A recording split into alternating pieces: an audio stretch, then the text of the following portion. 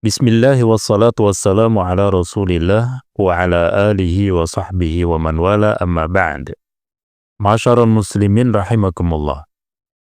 Tentu kita sering mendengar ucapan lafaz usolli fardal maghribi thalatha raka'atin adaan ma'muman lillahi ta'ala atau semisalnya.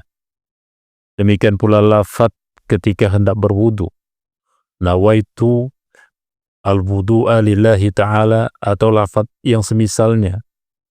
Demikian pula lafaz niat untuk mengerjakan puasa, nawaitu shauma ghadin lillahi ta'ala atau yang semisalnya. Sering kita jumpai kebiasaan melafadzkan niat sebelum melaksanakan ibadah tertentu, baik sholat, puasa, wudu, atau yang selainnya. Sebagian orang beranggapan bahwa mengucapkan niat secara lisan dapat membantu menghadirkan kesadaran dalam beribadah. Sehingga tidak jarang kita mendengar seorang mengucapkan niat dengan suara lirih atau bahkan keras sebelum memulai ibadah. Tradisi melafalkan niat ini telah mengakar sejak lama dan diajarkan dari generasi ke generasi. Bahkan ada yang menganggapnya sebagai bagian dari kesempurnaan ibadah. Anak-anak kecil juga diajarkan untuk melafadzkan niat sebelum sholat atau wudu agar terbiasa dalam menjalankan ibadah. Di sebagian tempat, pelafalan niat ini bahkan dilakukan secara berjamaah, terutama sebelum sholat fardu.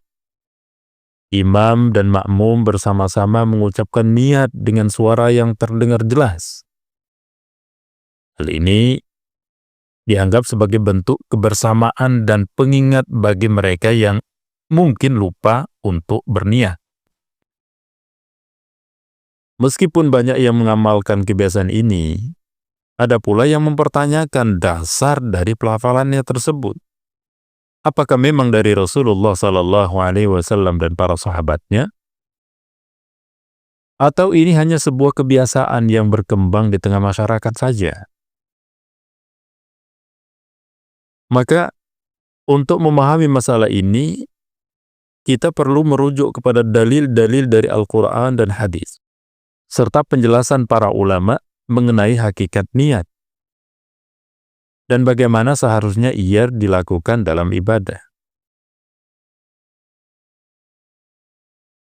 Niat secara bahasa.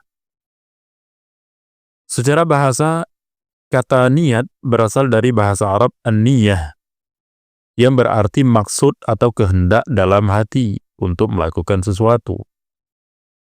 Para ahli bahasa menjelaskan bahwa niat adalah suatu bentuk tekad yang muncul dalam hati untuk mengerjakan suatu perbuatan, baik itu ibadah maupun aktivitas lainnya. Di dalam kitab Lisanul Arab disebutkan, an-niyatu al-qasdu, wa huwa i'tiqadul qalbi fi'la syai'in, wa azima alaihi min ghairi taraddudin.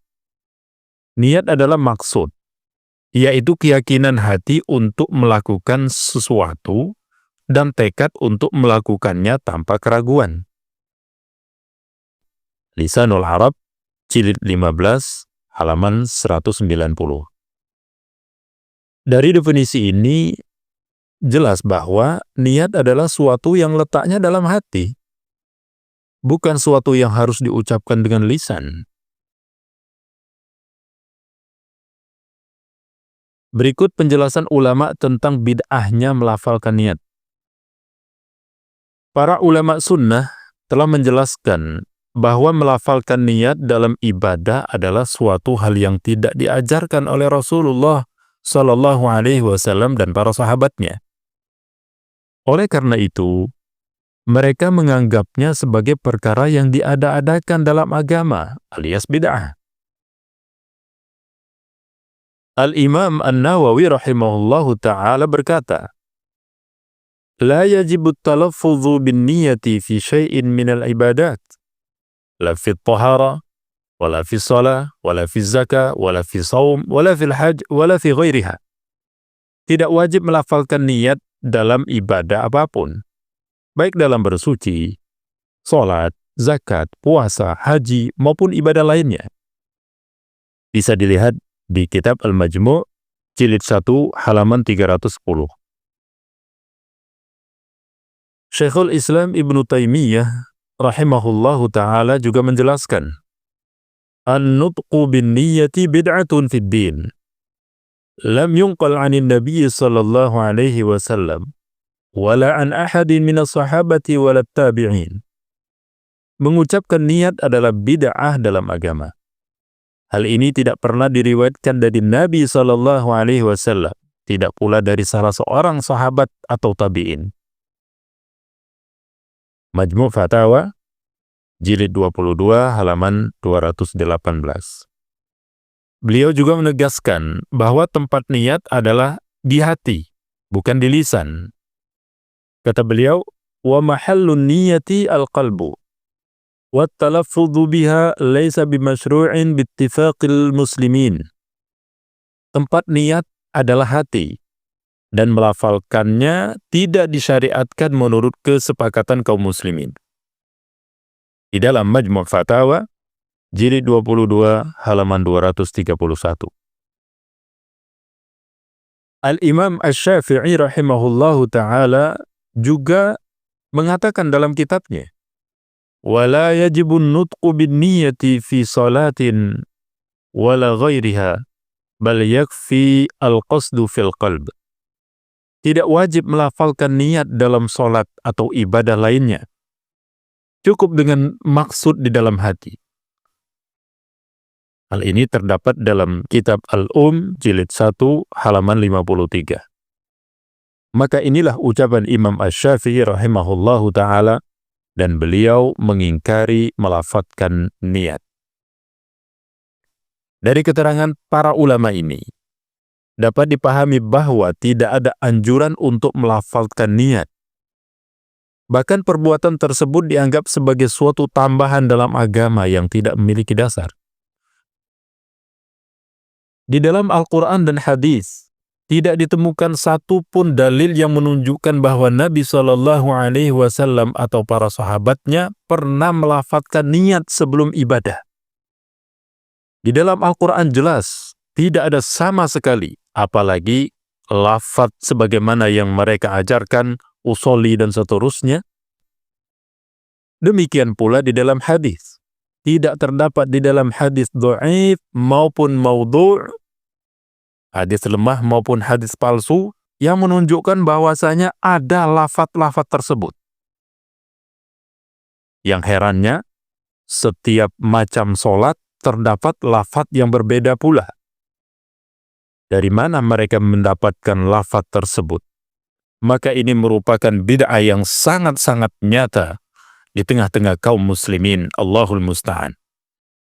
Rasulullah sallallahu alaihi wasallam bersabda, "Man ahdatsa fi amrina hadza ma laisa minhu fahuwa raddun." Barang siapa yang mengada-adakan suatu dalam urusan agama kami yang bukan berasal darinya, maka ia tertolak. Hadis riwayat Bukhari nomor 2697 dan Muslim nomor 1718. Hadis ini menjadi dalil bahwa segala bentuk tambahan dalam ibadah yang tidak bersumber dari Rasulullah SAW adalah suatu yang tertolak. Selain itu, dalam hadis lain Rasul SAW bersabda, "Innamal a'malu binniyat."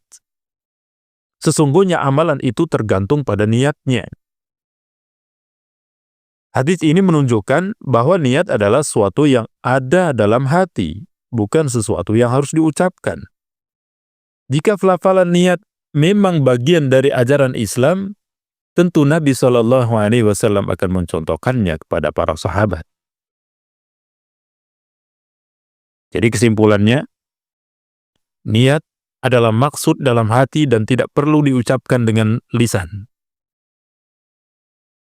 Para ulama sepakat bahwa melafadzkan niat dalam ibadah tidak memiliki dasar dalam syariat.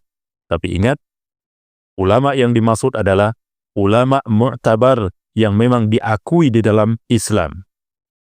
Kemudian tidak ada dalil dari Al-Quran maupun hadis yang menunjukkan bahwa Rasulullah SAW atau para sahabat pernah melafadzkan niat sebelum beribadah satu kali pun. Yang terakhir, segala bentuk ibadah yang tidak diajarkan oleh Nabi SAW merupakan perkara yang diada-adakan dan tidak diterima dalam Islam. Masyarul muslimin, rahimani wa rahimakumullah. Sebagai seorang muslim, kita wajib menjalankan ibadah sesuai dengan tuntunan Nabi Muhammad SAW tanpa menambah atau mengurangi. Jika sesuatu tidak diajarkan oleh beliau, maka sudah seharusnya kita meninggalkannya. Sebagaimana firman Allah Subhanahu wa taala, "Wa ma ataakumur rasulu fakhudhuhu wa ma nahakum anhu fantahu." Apa yang diberikan oleh Rasul kepadamu maka terimalah, dan apa yang dilarangnya bagimu maka tinggalkannya. Surat Al-Hasyr ayat ke-7. Semoga Allah Subhanahu wa taala selalu membimbing kita untuk beribadah sesuai dengan sunnah Rasul sallallahu alaihi wasallam dan menjauhkan kita dari segala bentuk kebid'ahan. Wallahu a'lam bishawab wa barakallahu fikum.